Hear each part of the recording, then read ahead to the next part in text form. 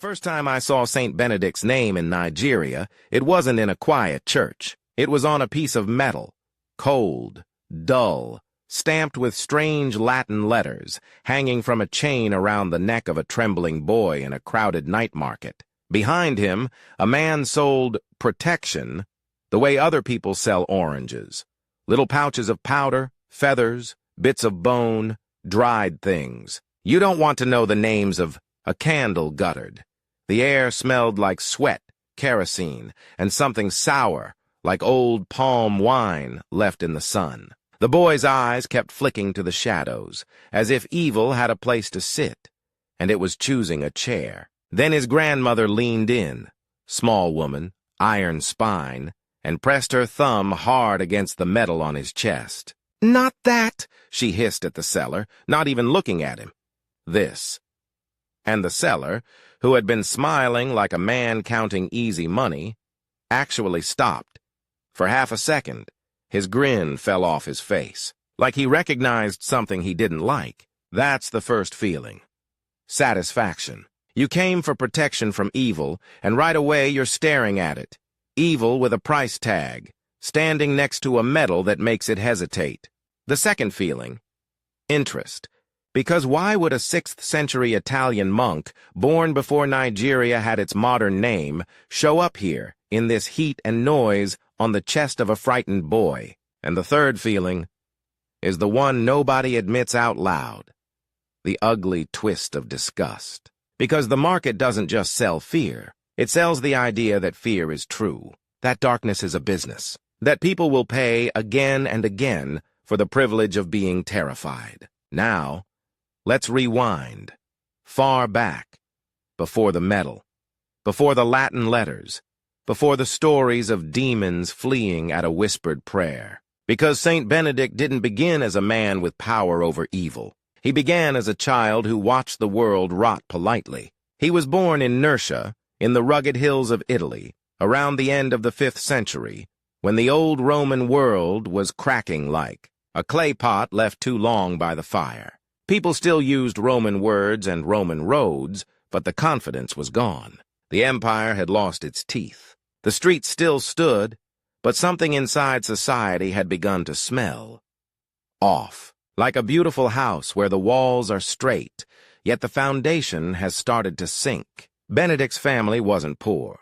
He wasn't raised on scraps. He grew up with enough comfort to believe, at first, that life had rules, and rules meant safety. The kind of household where elders speak of honor as if it's a family heirloom, and children learn early how to sit still, how to listen, how to swallow questions. But Benedict was the kind of boy who didn't swallow questions. He chewed them. He tasted the world for what it was, not what it claimed to be. And the world, even in his youth, was teaching a lesson that would become his lifelong enemy. Things can look holy and still be poisoned. When he was old enough, his family did what ambitious families did. They sent him to Rome to study. Rome. Still a giant name. Still a magnet, still the city people pointed to when they said, civilization. To a young man from the hills, Rome must have looked like a miracle of stone. Arches like frozen thunder, columns like forests turned into geometry. Crowds flowing like rivers that never sleep. But the miracle had a smell. It's hard to explain how a city can be loud and empty at the same time, how people can be surrounded and still lonely, how a place can be full of temples and still hungry for meaning. Benedict arrived expecting wisdom and found performance. Teachers who loved applause more than truth. Students who treated life like an endless feast where nothing mattered except who was watching. And it wasn't just the obvious sins, the drunkenness, the cruelty, the casual way the strong stepped on the weak like it was a normal way to walk. It was the hypocrisy. Benedict watched men recite prayers with clean mouths, then use those same mouths to mock the poor. He watched politicians swear oaths and break them in the time it takes a candle to drip. He watched religion become a costume, something you wore in public to look safe, while your private life did whatever it wanted. The city was a school, all right. It taught him exactly what he never wanted to become. He didn't leave Rome because he was weak. He left because he could feel himself being infected. Imagine a young man standing in a room full of laughter and realizing the laughter is hollow. Imagine feeling your own heart start to copy it, start to become that same hollow sound until you panic because you recognize the beginning of your own collapse. Benedict walked away. No speech, no dramatic announcement, just a decision sharp enough to cut ties. And here's where our conflict begins. Not with a demon in the corner, not with some theatrical darkness, but with something far more dangerous, because it wears a human face and smiles at you. A rival, a competitor, a man who wanted the same thing Benedict wanted, but for the opposite reason. In Rome, Benedict had met another student. Let's call him Victor, because that's what he wanted to be, the winner. Victor was charming in the way a polished knife is charming. He could speak well, quote the right authors, impress the right people. He understood the city's game, and he played it like he'd been born with the rules tattooed on his bones. Victor also noticed Benedict, noticed that Benedict didn't chase applause, that he wasn't seduced by the same shiny things. And to a man like Victor, that's unbearable, because it suggests there's a different kind of power he can't buy. So Victor did what men like him do. He tried to recruit Benedict, to make him useful. You're talented, he implied. Join me. We'll rise. We'll be respected. We'll be safe. Benedict refused. Not loudly, not with insults. Just a quiet refusal, the kind that doesn't give your opponent something to punch back at, and that, strangely, enrages them even more. Victor laughed it off in public. But in private, the rivalry crystallized into something darker, a determination to prove Benedict wrong, to show that leaving the game was foolish. That holiness, if Benedict insisted on that word, was just another costume, and Victor could wear it better. Benedict didn't fully understand it yet, but he had just made an enemy who would follow him like a shadow, sometimes close, sometimes far, sometimes invisible, always waiting for a chance to say, "See, the world wins." Benedict left Rome and drifted toward solitude, not because he hated people, but because he wanted to clean his own soul the way you clean a wound, away from dust, away from touching hands, away from infection. He went to a place called Enfide first. Quiet, provincial, less dazzling than Rome. It should have been safe, but evil doesn't always arrive with horns and smoke. Sometimes it arrives as a simple accident that reveals your limits. There's an old story from this period. A broken vessel, something ordinary, like a sieve or a pot, shattered, and the people around. Benedict mourned it as if it mattered deeply, because to the poor, ordinary things matter. Benedict, moved by their distress, prayed, and the broken thing was restored. Now, whether you take that as literal miracle or as legend shaping itself around a young man's reputation, the effect is the same. People began to look at him differently. They started to stare. They started to whisper. And Benedict, who had fled Rome to escape performance, felt the beginnings of a new trap. Fame dressed up as devotion, because attention can be as dangerous as temptation, sometimes more. Attention tells you you're special. It strokes the ego until the ego wakes up and starts demanding breakfast. Benedict tasted that danger and recoiled. He didn't want to become a holy celebrity. He didn't want to be the man people pointed at and said, "He's the answer," while secretly hoping he would fix their lives without them changing anything. So he did the most shocking thing a rising star can do. He vanished. He slipped away into the mountains, toward a place called Subiaco, wild country, steep slopes, cold water cutting through rock. He found a cave, tight, dark, almost a wound in the earth, and he went into it like a man stepping into his own grave, not to die, to be reborn. This is where the word protection begins to earn its weight. Not protection as a charm, not protection as a product, but protection as a discipline.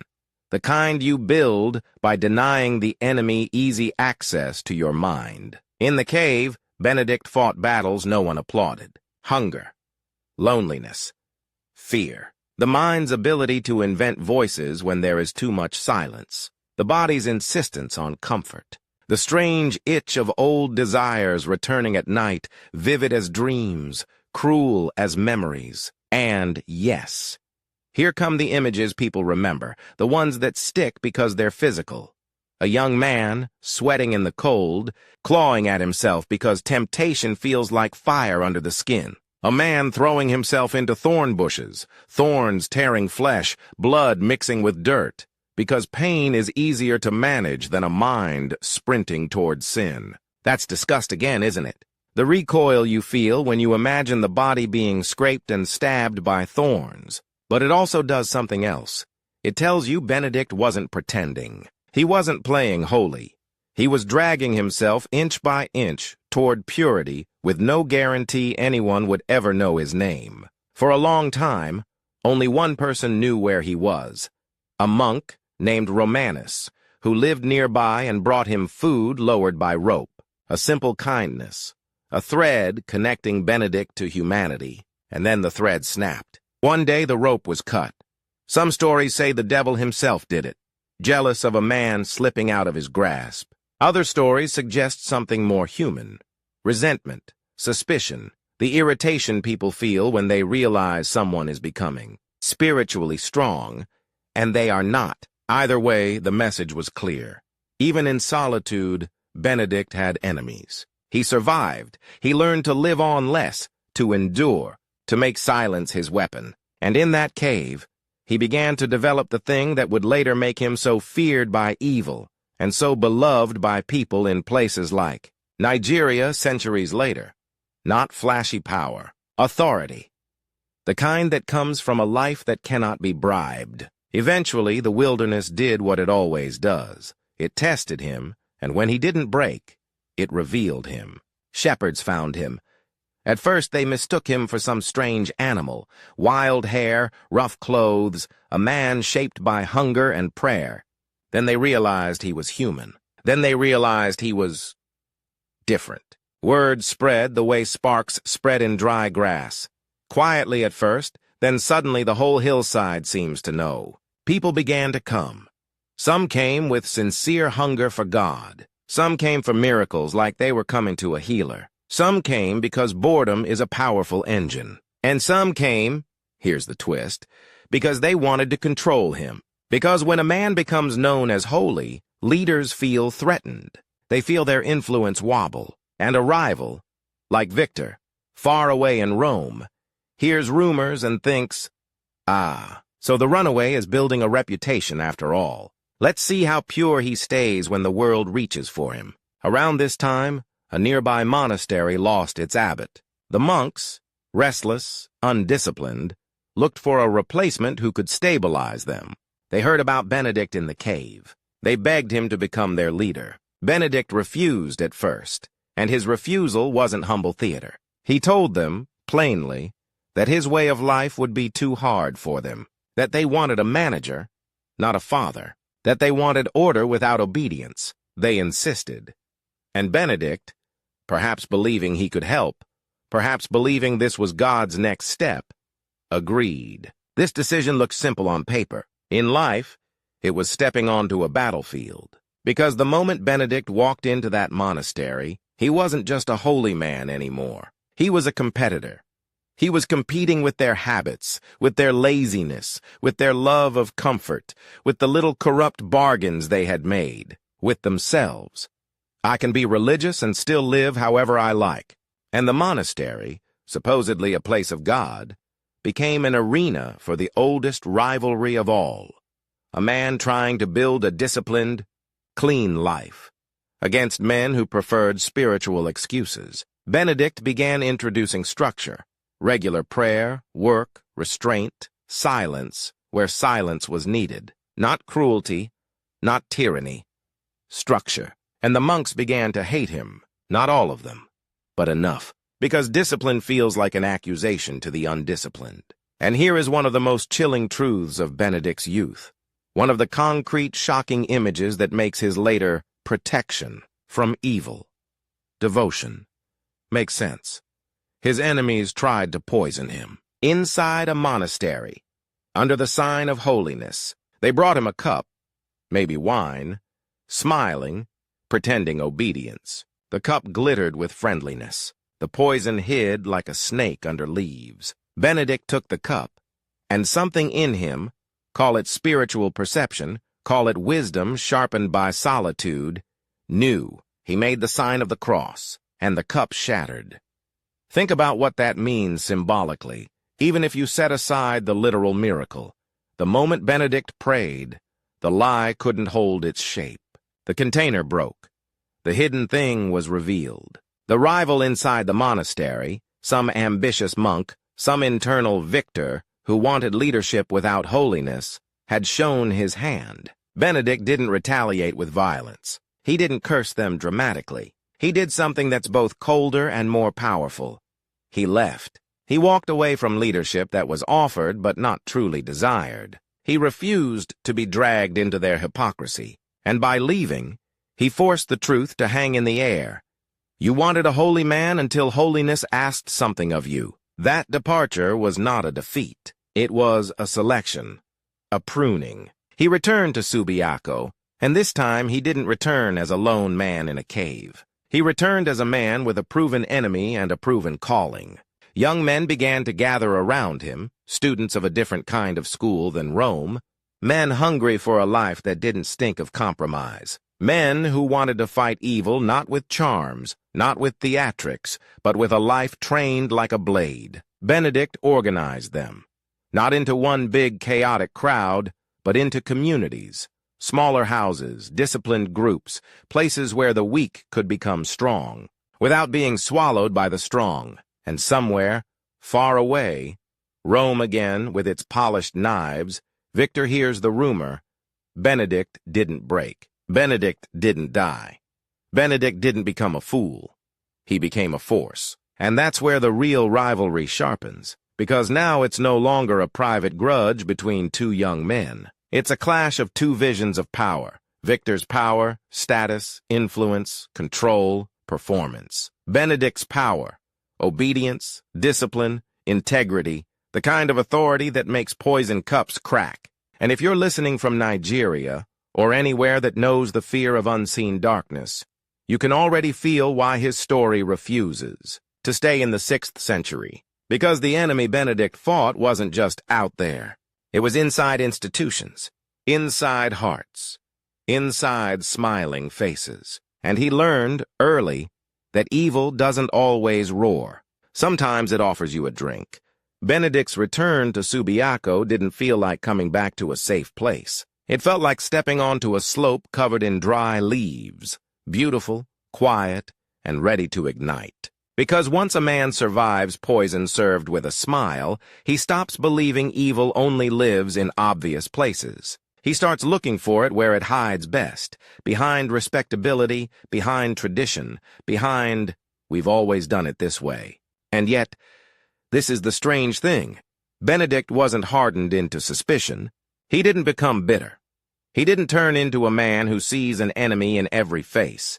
He became clearer, like someone wiping grime from glass, discovering that the world is sharper than he thought, more dangerous, yes, but also more meaningful. Men came to him in ones and twos at first. Some were young, still carrying the smell of Rome on their clothes, perfume, ambition, an itch to be admired. Some were older, bruised by life, with eyes that had seen enough chaos to want order. They arrived with their private failures hidden under polite words, a temper they couldn't control, a hunger for pleasure that made them feel owned, a fear of dying without purpose. Benedict didn't flatter them. He didn't tell them they were special. He did something far rarer. He told them the truth. If you want God, you don't get him as a decoration. You get him as a fire, and fire burns things out of you. So he built a way of living that wasn't based on mood or inspiration. Not pray when you feel like it. Not be good when it's convenient. Rhythm. A day shaped like a disciplined heartbeat.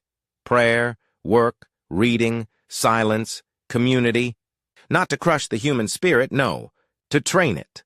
To turn scattered men into men who could stand upright when temptation hit like a wave. At first it looked almost ordinary from the outside. A few simple buildings, A handful of brothers, fields, tools, a schedule. But inside that simplicity was an idea dangerous enough to make enemies, that holiness could be practical, that you could build a life where the soul is protected not by luck, not by charms, but by habits strong enough to resist panic. And when you build that kind of life, two things happen. The hungry come running, and the threatened come hunting. Benedict's communities began multiplying in the Subiaco Valley, not like an empire, but like seeds. 12 monks here, a small house there, each place a pocket of order in a world still wobbling from political collapse and social decay. People nearby started using the word peace differently, not as a wish, but as something you could feel when you crossed the monastery threshold. The air seemed calmer, the voices quieter, the faces less frantic. Even the work, digging, planting, repairing, had a strange dignity, and that's when the rivalry sharpened again. Because there was a man living not far away, an influential priest, respected in public, polished in speech, who watched Benedict's reputation rise like smoke from a new fire. His name, in many tellings, is Florentius. He wasn't an obvious villain. That's what makes him frightening. He was the kind of man who knew how to look holy. He knew how to speak with the right gravity. He knew which gestures make people nod. He could walk into a room and immediately be treated as someone important. But then Benedict arrived, a man with no interest in display, and people began to drift toward him anyway, and Florentius felt it like an insult. Not an insult to his ego, though it was that, an insult to his control. Because when people start choosing a different kind of authority, quiet, disciplined, unbribable, it exposes the ones who have been, relying on reputation instead of truth. Florentius started small. He tried sarcasm, the way threatened men always do. Little comments, polite sneers, hints that Benedict was extreme. He tried to make Benedict sound unsafe. But those tactics don't work well against a man who doesn't crave approval. So Florentius went deeper. He began to work like a rival who understands that the best way to destroy a holy man is not to attack his body first, but to attack his credibility. A whisper campaign, a little scandal here, a suggestion there, a rumor shaped like a question. Why is everyone so obsessed with this monk? Doesn't he seem strange? Benedict heard it, but he didn't chase it down. He didn't stomp into town demanding respect. He didn't write angry speeches. He kept building. And that, ironically, made Florentius more furious. Because if you want to defeat a man, you need him to play your game. Benedict wouldn't.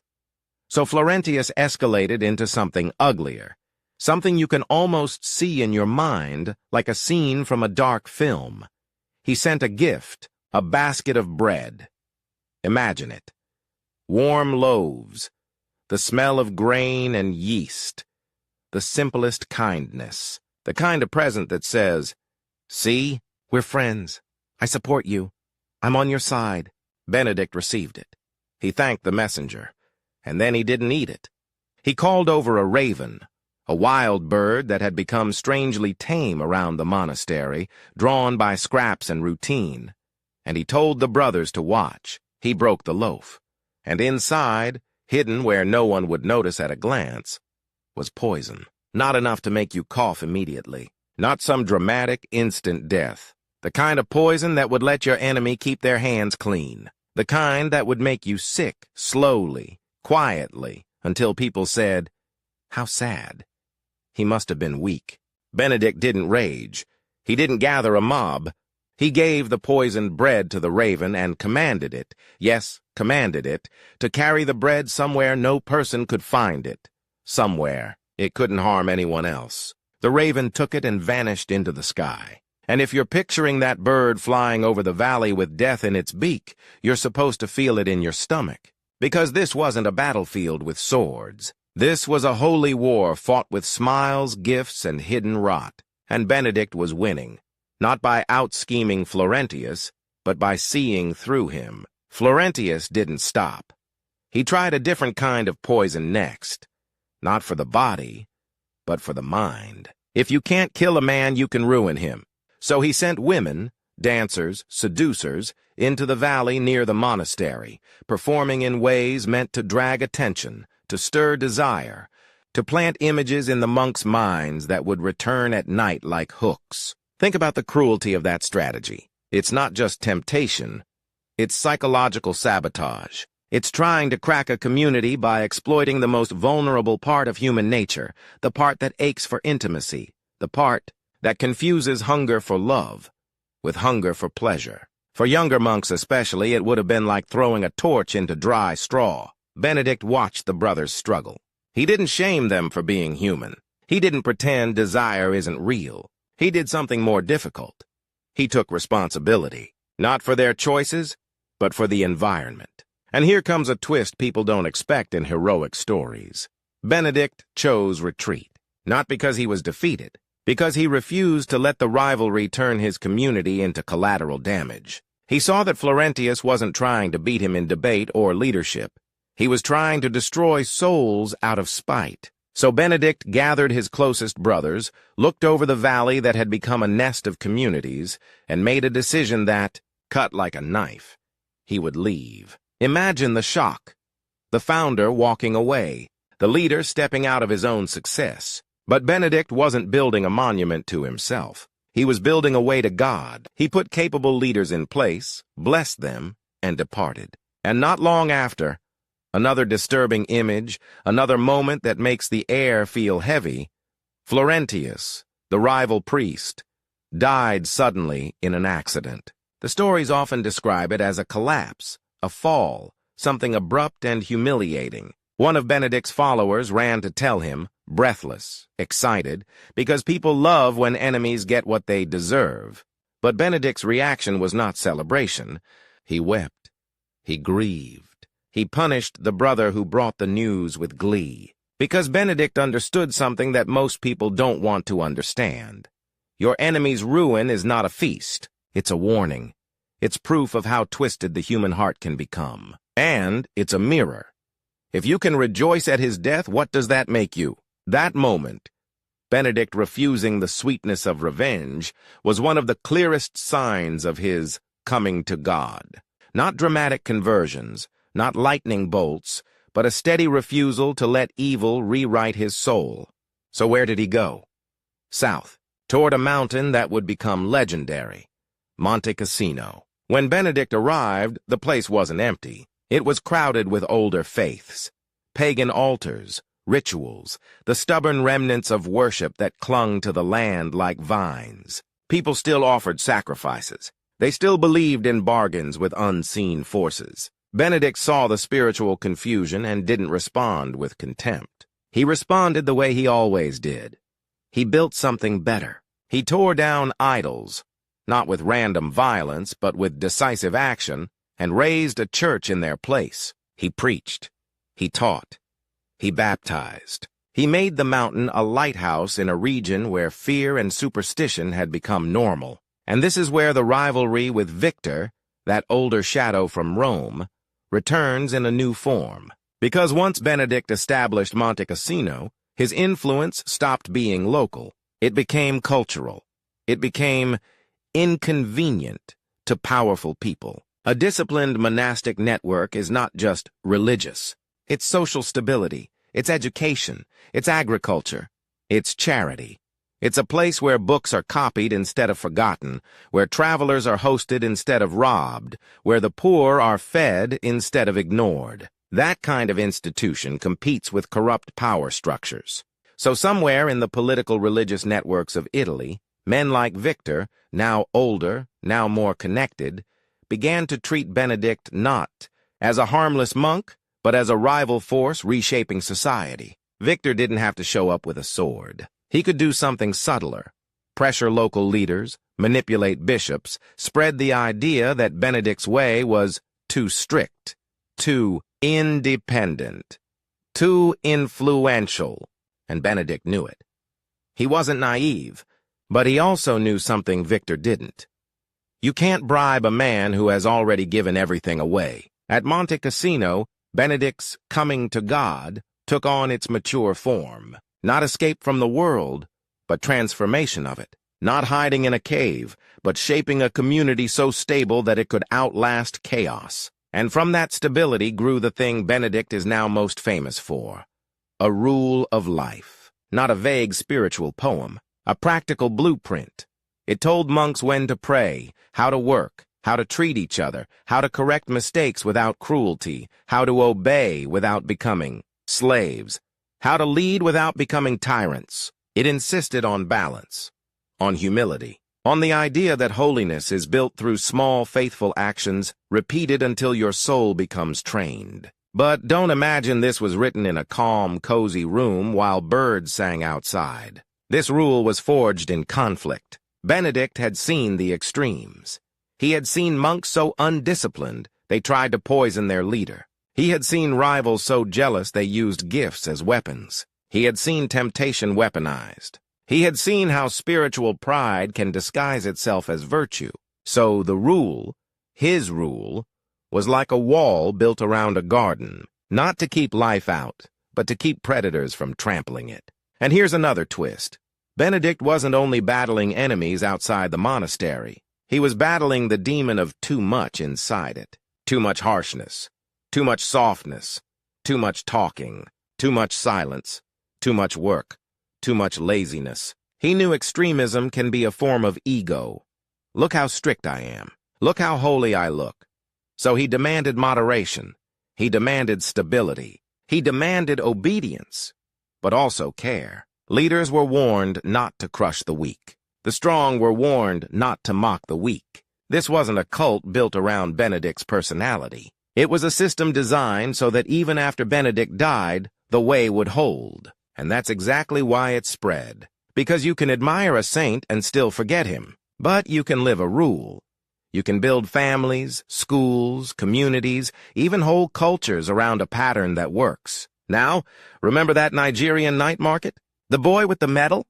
Here's the bridge forming under our feet. Benedict's legacy became associated not just with organization, not just with monastic life, but with protection from evil.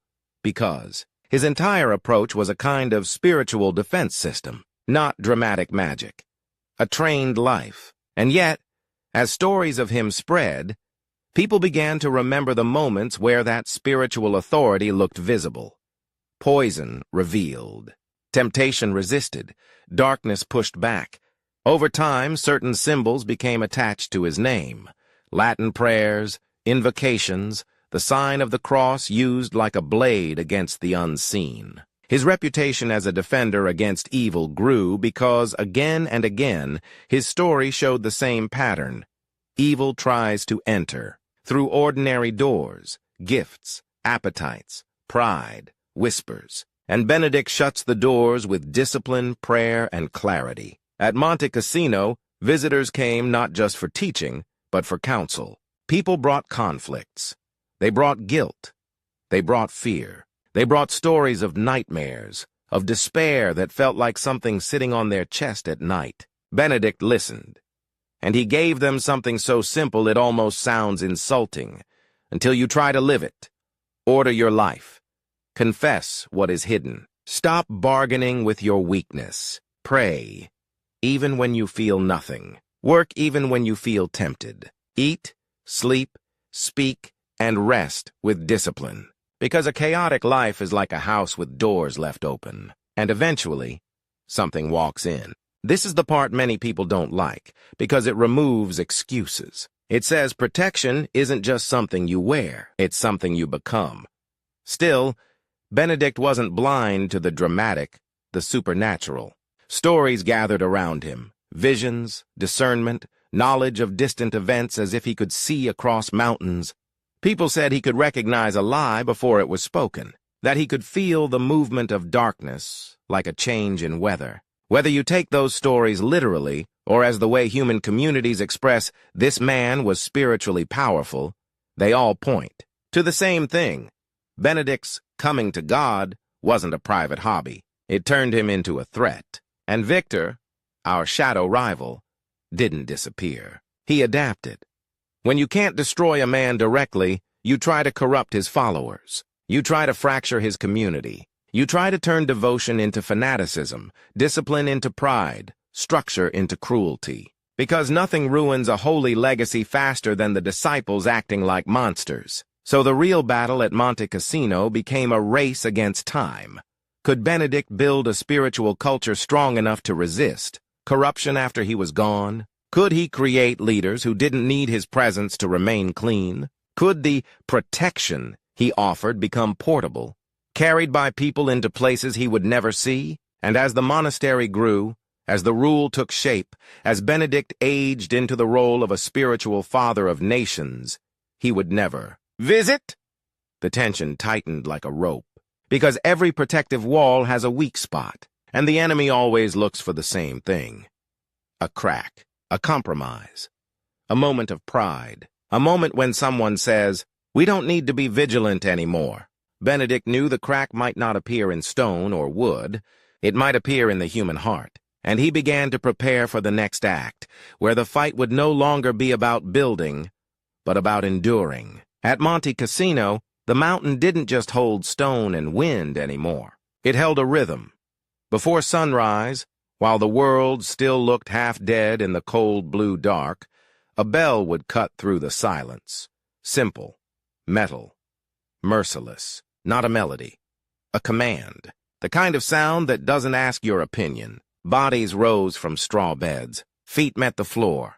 Cold bit ankles. A few men, still half asleep, would feel that old primitive resistance. 5 more minutes. And that is exactly the moment Benedict cared about. Because that's where the enemy loves to live. In the almost, in the delay, in the soft compromise that grows teeth. They moved through corridors with lamps, small flames trembling in clay cups, shadows stretched. The monastery smelled of smoke, wool, and human breath. And in the chapel, no theatrics, no staged emotion, voices began, not shouted, chanted, psalms, measured and steady, like a rope thrown across darkness, so no one had to cross alone. The words rose and fell, until you could feel the mind surrendering its usual chaos. That was the point. Worship wasn't a mood. Worship was a weapon. Benedict stood among them like a pillar that had learned how to be gentle. He didn't chant louder than everyone else. He didn't perform holiness. But the whole room subtly oriented toward him the way iron filings orient toward a magnet. Not because he demanded attention, because he carried authority like a quiet heat. He had built a system where prayer was not a last resort, not an emergency button pressed when life got scary. Prayer was the bloodstream. And this is where his reputation as protection against evil begins to look less like folklore and more like strategy. Because when the first light finally spilled over the mountain and the brothers left the chapel, they didn't drift into random activity. They knew exactly where to go. Some to the fields, some to the kitchen, some to copying texts, hands steady, eyes burning. Some to building, repairing, hauling stone. Work, too, was worship. Not busyness, not mindless labor to numb pain. Work with purpose, work with discipline, work done in silence when silence was needed. So that the mind could stop chasing fantasies. And in the middle of it all, Benedict watched. He watched like a physician watches a sick body, not with disgust, but with precision. He didn't just lead prayer, he read patterns. Who was isolating, who was slipping into pride, who was being crushed by guilt, who was secretly angry, who was performing virtue and hiding rot. Because Benedict knew something that rivals like Victor never understood. Evil rarely starts as an explosion. It starts as a small rearrangement of the heart. A tiny lie you tell yourself that feels reasonable. A shortcut. A hidden resentment that ferments. A private addiction you feed in secret. So Benedict preached, but not like a showman. No flashy speeches for applause. His words were practical, sometimes blunt, often uncomfortable. He talked about humility the way a farmer talks about weather, not as an ideal, but as a condition for survival. He taught them how to confess without theater, how to admit sin without turning it into a dramatic identity, how to obey without becoming a weak puppet, how to lead without becoming a tyrant. And the more stable the monastery became, the more it attracted people from outside. Travelers, villagers, nobles, the poor, the desperate, the curious. They came up the mountain with their questions like sacks on their backs. Some came because their crops were failing and fear was eating their sleep. Some came because their marriages were infected with cruelty. Some came because they'd heard rumors. A holy man who could see through poison, a holy man who could push back darkness, a holy man whose very name made certain shadows move away. Benedict didn't promise them a spectacle, but he did something that felt like a spectacle because it was so rare.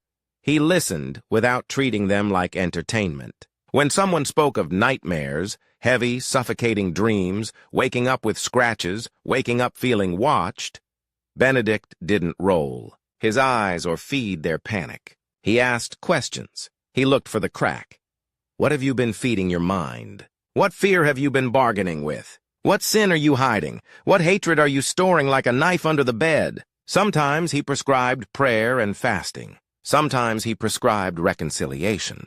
Sometimes he prescribed distance from certain places, certain people, certain habits.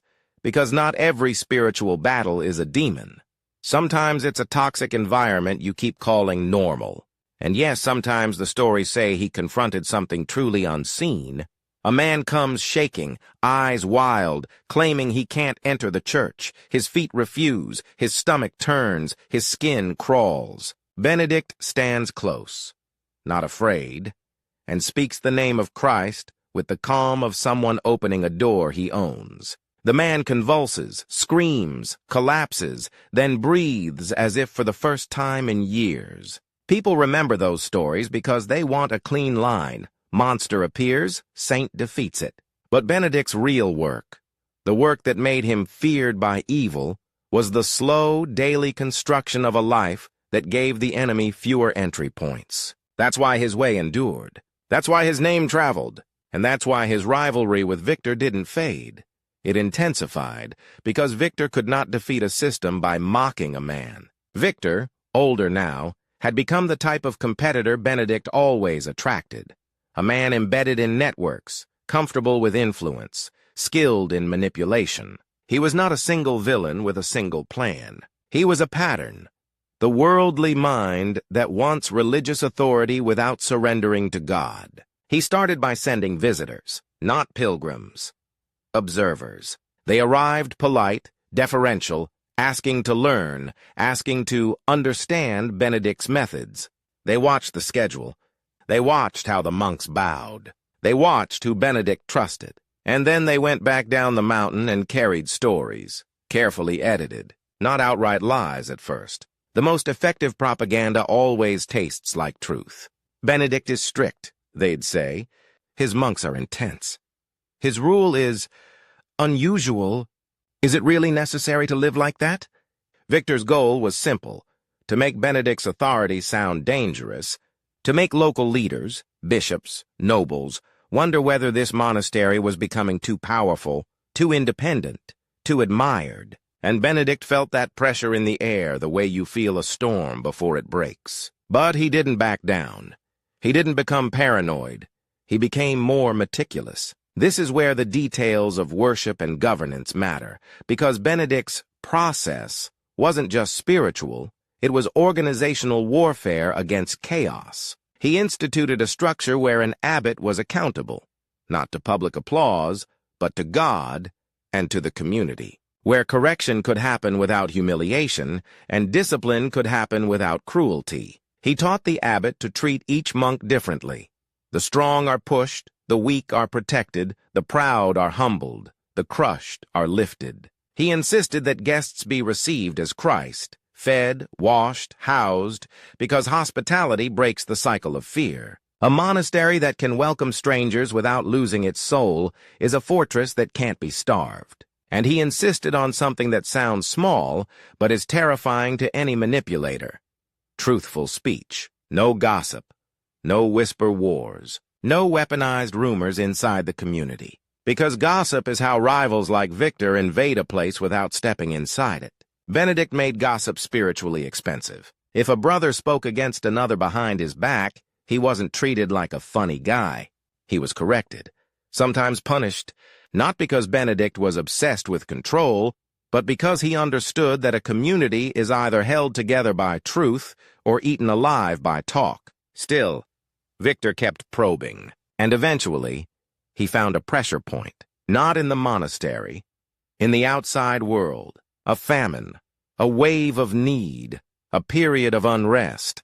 Life in that era could flip from ordinary to desperate with frightening speed. People started coming to Monte Cassino not just for counsel, but for food, for safety, for help, for a place where order still existed. And as the monastery gave bread, grain, labor, refuge, its reputation grew even more, which meant, in Victor's eyes, its influence grew. And influence is what rivals fear, because influence is power you can't seize with a decree. So Victor did what sophisticated enemies do. He tried to corrupt the flow. He pressured local officials to demand contributions. He encouraged accusations that the monastery was hoarding. He stirred envy in nearby communities. Why do they have stability while you suffer? Why do they have food while you struggle? He wanted the people to turn on Benedict. He wanted the monastery to look like a fat beast in a starving land. And Benedict, this is where the tension climbs, was forced into a brutal choice. Give too much, and the monastery collapses. Give too little, and the monastery becomes a scandal. And in that pressure cooker, something in Benedict's leadership became sharper, more dramatic, because he began doing what saints in stories do. But with the realism of a man responsible for lives, he rationed, he organized. He sent brothers to negotiate honestly with hostile officials without bribery. He opened storehouses carefully, not with reckless generosity that would make a great legend and a dead community, but with disciplined charity that could sustain. People came expecting miracles of multiplication. Benedict gave them something harder: order in a crisis. And yes, stories still formed. A storehouse that should have been empty somehow lasted. A jar of oil that shouldn't have had enough somehow fed many. But even those miracles, if you look closely, function as symbols. Benedict's rule created a kind of multiplication, because waste was cut, greed was confronted, work was dignified, and fear was managed. That is protection. Now, inside the monastery, there were other battles, quieter, nastier. A brother grows proud, begins to think he's better than others because he prays more, fasts more, works harder. Another brother grows resentful, convinced the abbot favors someone else. A third brother grows numb.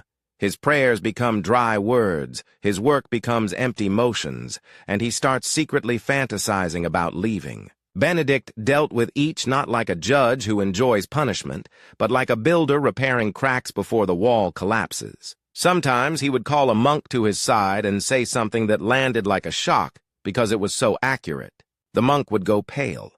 How did he know? Because Benedict had trained his attention.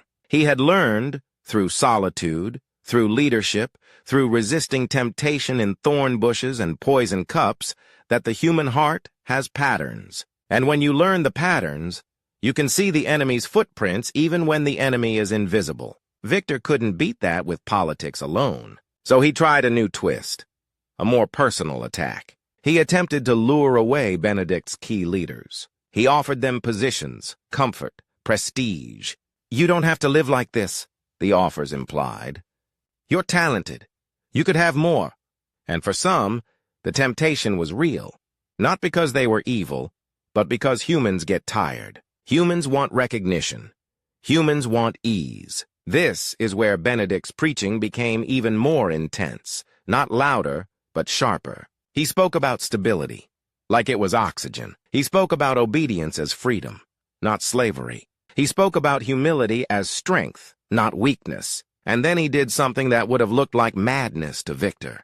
He refused to compete for men's loyalty with rewards. He let people go if they chose to go. Because a community held together by bribery collapses the moment the bribes stop. Benedict wanted monks who stayed because they were anchored, not because they were trapped. Victor gained a few, but what he gained were men who carried that restless, hungry, worldly spirit with them. men who would never truly belong anywhere, because they were always shopping for an easier life. Meanwhile, Benedict's monastery continued. Like a heartbeat you can't silence, and somewhere deep in the fabric of Benedict's life, here comes the most haunting twist of all, he began to sense endings. Not his own ending, not yet, but the ending of an era. He had visions, the stories say. He could see the fragility of buildings, the vulnerability of stone against armies and time. He knew that no matter how disciplined a community is, history can crush it. That barbarians and war and politics can sweep over a mountain like a flood. So he began to teach his brothers a form of protection that didn't depend on Monte Cassino's walls. He taught them how to carry the monastery inside them, how to carry prayer into chaos, how to carry silence into noise, how to carry discipline into displacement, because that is the kind of protection that can travel from 6th century Italy to a Nigerian city market 1,500 years later. And now, let's pull the camera closer to something specific, something visual, something that explains the later devotion to Benedict as a shield against evil. One evening after prayer, Benedict gathered the brothers and held up a simple object. A cross, not jewelry, not decoration. A cross as a boundary. He taught them words, short phrases, hard phrases, words that slice through temptation like cold water. No, not today. I belong to God. Get behind me. He taught them to name evil without worshiping it, to reject the dramatic glamour of darkness, to treat it like a liar that doesn't deserve conversation. Later generations would condense that spirit into inscriptions, prayers, invocations associated with Benedict, words that became famous, precisely because they are not flowery, they are blunt, they are defiant. They treat evil as something you can refuse. That's why, centuries later, people would stamp those words onto medals, because humans love portable protection, and Benedict's whole system was portable. But Benedict wasn't building amulets. He was building humans. He knew the difference. Still, the outside world, always hungry for shortcuts, would later grab the symbol and sometimes forget the discipline behind it. And that is another battlefield in Benedict's life, preventing holy things from becoming superstition. So he constantly pulled people back to the core. Protection isn't a trinket. Protection is Christ. Protection is a life arranged so that fear doesn't drive you and temptation doesn't own you. Now, why does any of this matter for preaching? Because Benedict's preaching didn't stay on the mountain. People who visited carried his words home. Local leaders asked for guidance. Other communities wanted to adopt his rule. Monks trained at Monte Cassino traveled, founded new houses, brought Benedict's rhythm into new regions. Each new monastery became a node of stability. Education, medicine, hospitality, prayer, agriculture, like small lamps lit across a dark landscape. And the more that network expanded, the more Benedict became something Victor could not tolerate. A founder. Founders outlive their enemies. Founders create systems. Systems don't die when one man dies. Victor's whole strategy depended on Benedict being just one monk who could be discredited, isolated, replaced. But Benedict had become a pattern, repeatable, teachable, transmissible. So Victor's last, most vicious move was not to attack Benedict directly. It was to distort Benedict's legacy while Benedict was still alive, to circulate altered versions of his teaching, to encourage extremes, either making Benedict's rule seem harsh and inhuman or making it seem soft and optional. Both extremes would kill it. Harshness would repel, softness would dissolve. And Benedict responded not with a public argument, not with a dramatic showdown, but with a final refinement of his life's work. He tightened language, he clarified instructions. He emphasized moderation again and again, because moderation is the hardest virtue to counterfeit. A fanatic can imitate strictness. A hypocrite can imitate softness. But balanced discipline rooted in humility? That exposes imposters.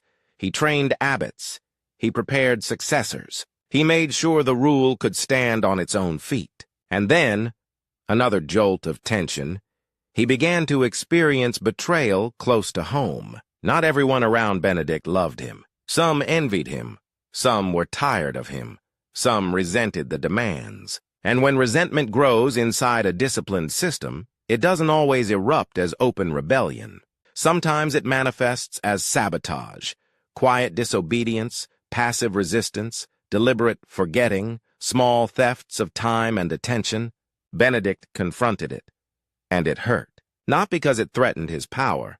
He didn't care about that. Because it threatened souls. Because it proved what he'd always known.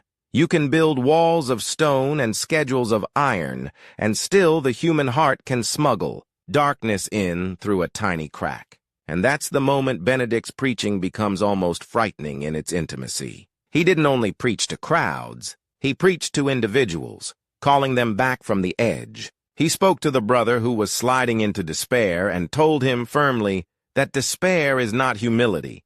It's pride wearing black clothes. He spoke to the brother who was sliding into pride and told him calmly that pride is a demon that smiles while it eats you. He spoke to the brother who was sliding into secret sin and told him to drag it into light, because secrecy is the devil's favorite room. Those words, those kinds of words, are exactly what people in spiritually intense cultures crave. Not because they want drama, but because they know darkness can feel personal. And this is where we start hearing the echo of Nigeria again.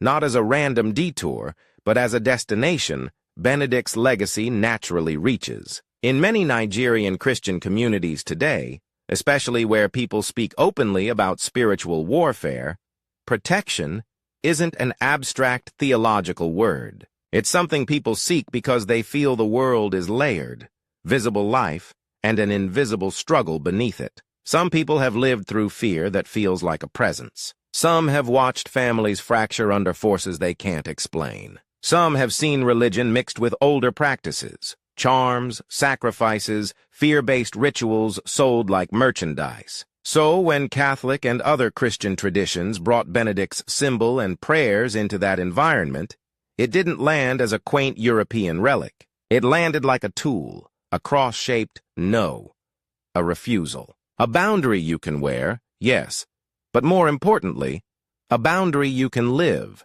In Nigeria, Benedict is often loved not because he was Nigerian, he wasn't, but because he understood something Nigerians understand, deeply. That evil is not always a horror movie. Sometimes it is a neighbor's envy. Sometimes it is manipulation dressed as spirituality. Sometimes it is fear sold for profit. Benedict's story exposes that and gives a counterforce: discipline, prayer, community, truth. And as Monte Cassino's influence grew, as pilgrims came and went, as Benedict's rule became the engine of new communities across regions and generations, the rivalry reached its final stage. Victor could no longer defeat Benedict by killing him, discrediting him, starving him, tempting him, or fracturing his followers. So Victor chose the last option available to any rival facing a founder.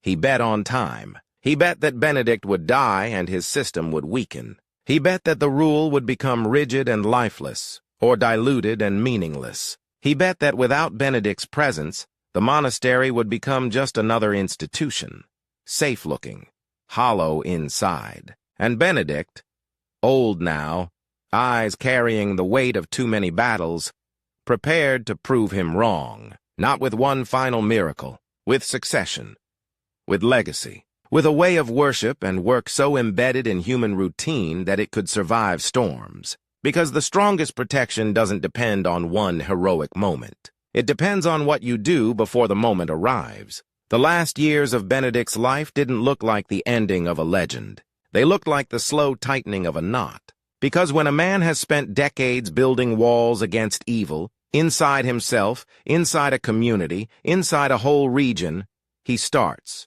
to feel something most people don't feel until it's too late.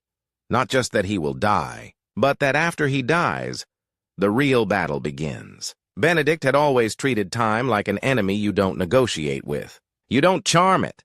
You don't distract it with pretty words. You respect it. You work inside it.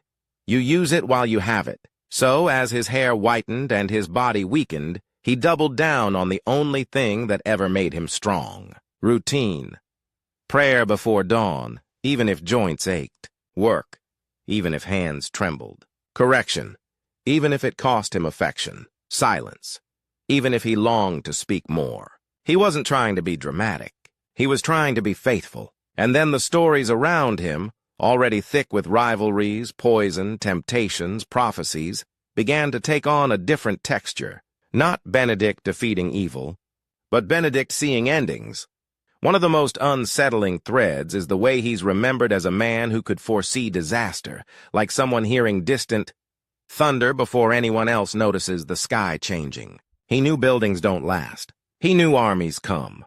He knew the world can turn brutal in a week. He knew that even monasteries, those carefully ordered gardens, can be trampled. He also knew something even more intimate.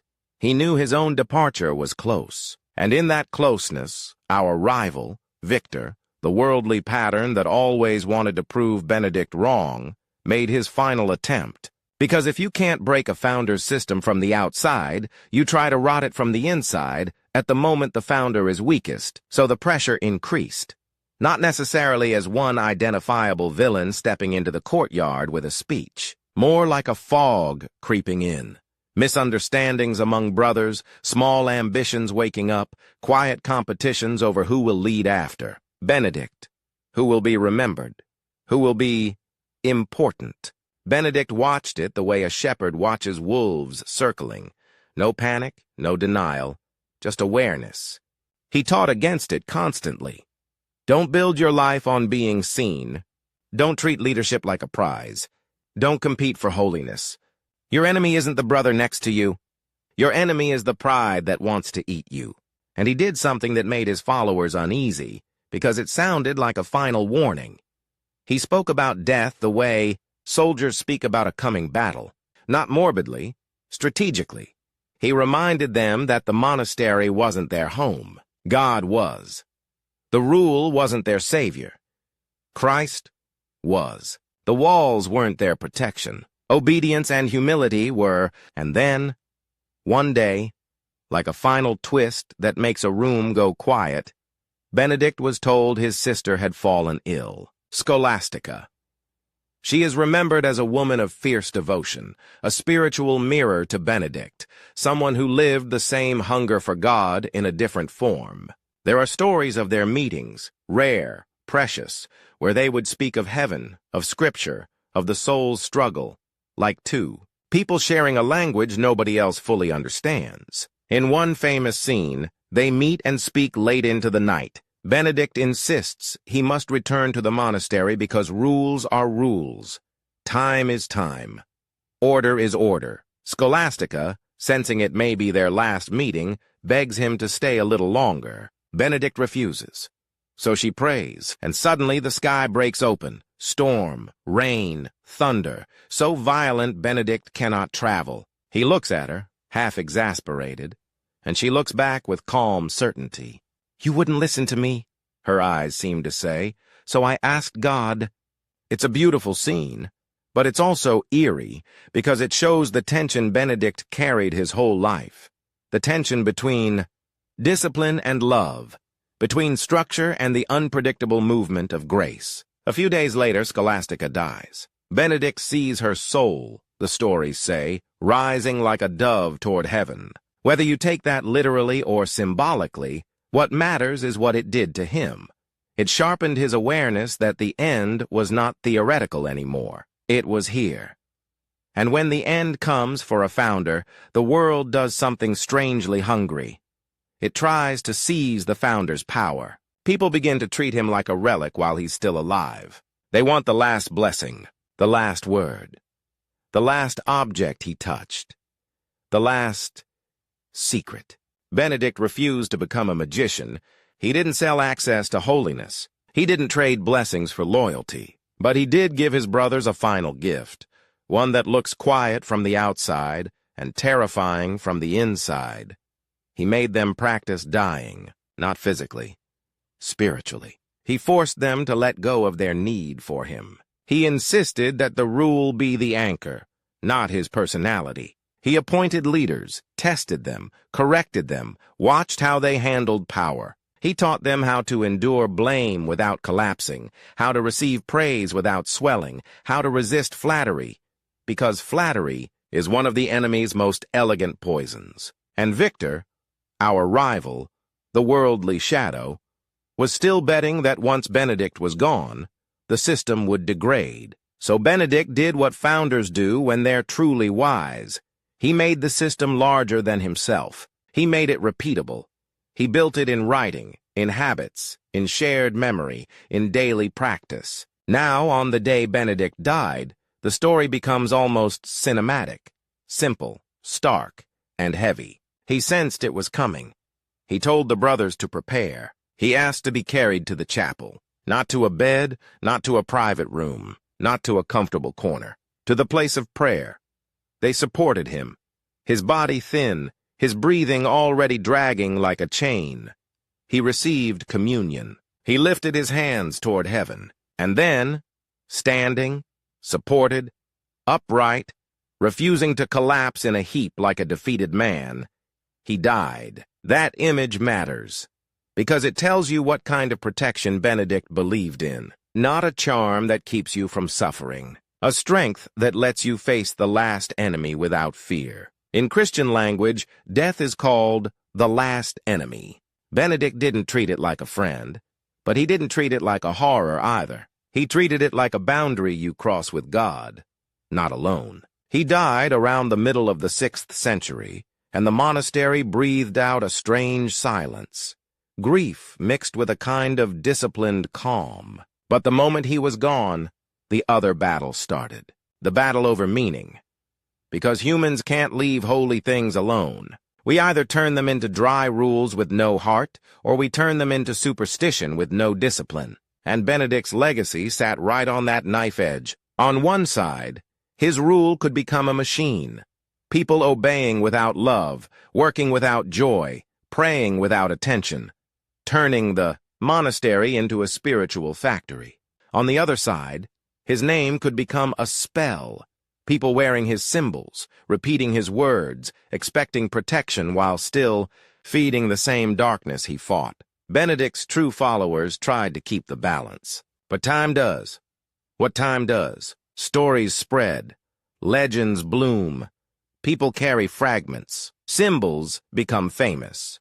And one symbol in particular began to crystallize his reputation as protection against evil. A medal. The Saint Benedict medal became associated with prayers and letters, Latin initials that look like code to anyone who doesn't know them, like a locked door to anyone who does. The language is defiant, confrontational toward evil, almost aggressive in its refusal. It's not a sweet prayer. It's a boundary shouted in the face of darkness. It says, in essence, get away. Don't tempt me.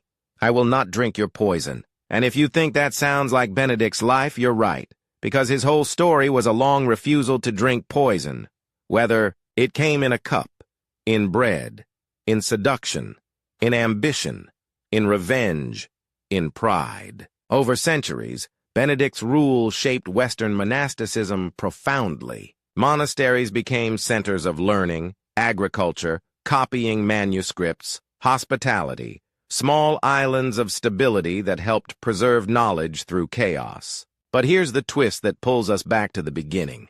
Back to Nigeria, back to that night market smell, back to the boy with the medal pressed under his grandmother's thumb. Benedict's legacy didn't stay Western. It traveled. Because Christianity traveled. Through mission, through trade, through migration, through education, through the simple human habit of carrying what has helped you. In Nigeria, Benedict is venerated especially within Catholic communities, and the Saint Benedict medal is used devotionally as a sign of faith and as a prayer for protection, not because Nigerians are copying Europe, but because the spiritual logic resonates with local realities. Nigeria is a place where many people speak openly about spiritual conflict, about evil not only as a moral concept, but as an experienced fear. In many regions, Christianity exists alongside older religious traditions and spiritual practices. Some people combine them, Some reject one for the other. Some are caught between, vulnerable to fear-based systems that sell protection. In that context, Benedict becomes meaningful for a specific reason. He represents a Christianity that doesn't deny spiritual warfare, but refuses to commercialize it. He offers a way to confront darkness without bargaining with it. The medal, when used properly, becomes less like a charm and more like a portable prayer, a physical reminder of a spiritual stance. I belong to Christ. I refuse fear. I refuse manipulation. I refuse the poison. And yes, people sometimes misuse it, turn it into superstition. That happens everywhere humans touch holy things. But in Nigerian devotion, it often functions as an anchor, something you can hold while praying, something you can wear while remembering you are not powerless. There are also Benedictine influences in education and church life across parts of Africa, including Nigeria, schools, monasteries, communities shaped by the Benedictine tradition. Even when people don't know the details of Benedict's life, they often know the effect. Disciplined prayer, hospitality, stability, dignity of work, community over chaos. And that brings us back to the rivalry, the enemy pattern, the victor pattern, that Benedict spent his life resisting. Because Victor didn't die with one man. That spirit persists in every era. The spirit that wants holiness for status. The spirit that uses religion to control. The spirit that sells fear. The spirit that poisons community with gossip and ambition. The spirit that offers a sweet cup with death inside. Benedict's legacy stands against that spirit like a gate locked from the inside. That's why he's remembered as protection. Not because he gives you a magical bubble where nothing bad happens, but because he teaches you how to live so the enemy doesn't own your mind. And if you zoom out far enough, you can see the arc of his life like a 3-act drama carved into history. A young man disgusted by the rot of Rome. A solitary fighter in a cave, learning that the darkest battles happen in silence. A founder building communities that could resist poison, temptation, and political pressure. A dying father who refused to let revenge or pride steal the last word. And then, after death, the most powerful part. A legacy that walked across centuries and oceans into places like Nigeria, where people still crave what Benedict learned the hard way. A protection that isn't for sale. A faith that isn't a costume. A courage that doesn't need to shout. So if you ever see that medal again, on someone's neck, on a bracelet, on a keychain, don't just think of it as a trinket. Think of it as a warning from a man who once held a poisoned cup and watched it break. Evil often comes smiling. It often comes gift-wrapped. It often comes through the door you leave half open because you're tired. And Benedict's whole life, his youth, his rivalries, his rule, his death, whispers the same hard, steady sentence across 1,500 years. Close the door.